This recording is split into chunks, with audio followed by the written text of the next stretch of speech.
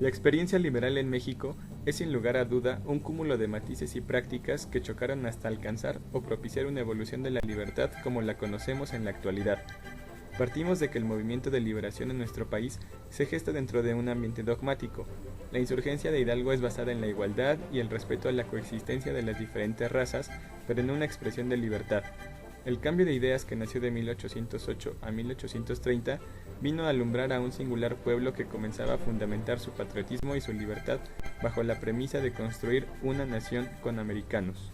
Luego de conseguir la independencia del país, México decide optar por un sistema federalista, impulsado por Ramos Arizpe, el cual se ve plasmado en la primera Constitución de 1824.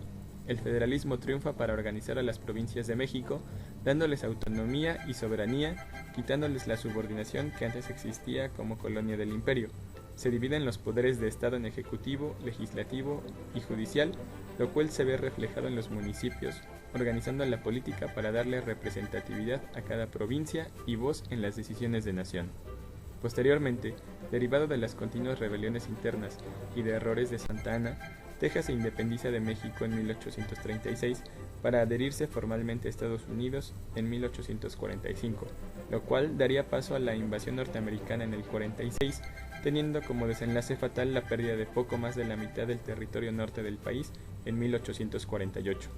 La derrota frente a Estados Unidos y los excesos de Santa Anna agotaron al país, por lo que en 1855 el liberal Juan Álvarez se levantó en armas y lo destituyó, para convocar a un Congreso Constituyente que promulgó como ley las garantías individuales, la propiedad privada, la libertad de expresión, la autonomía municipal y la separación del clero del Estado.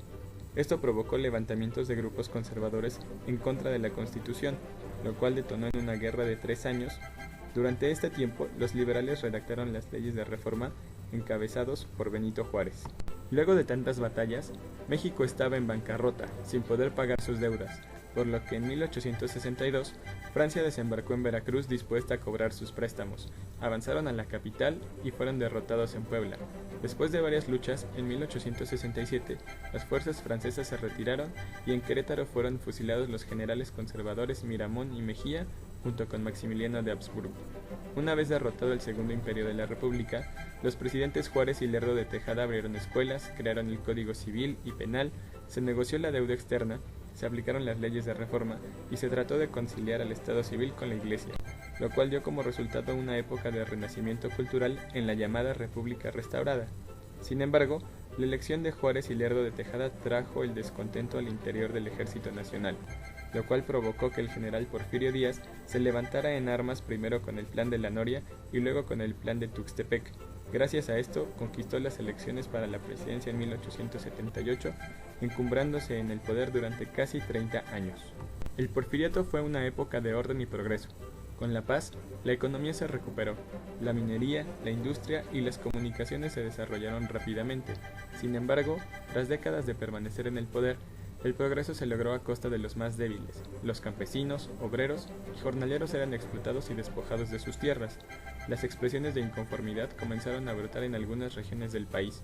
Hubo huelgas, se crearon partidos políticos y periódicos de oposición. En 1910, Díaz preparaba su reelección, por lo que Francisco I. Madero organizó el partido antirreeleccionista y organizó una campaña electoral por el país en un hecho insólito, por lo que Díaz lo encarceló, y ahí Madero redactó el Plan de San Luis, en el cual convocó a una rebelión armada para el 20 de noviembre de 1910, estallando una guerra sangrienta que culminó con el destierro de Díaz a Francia y con el nombramiento de Madero como nuevo presidente de México.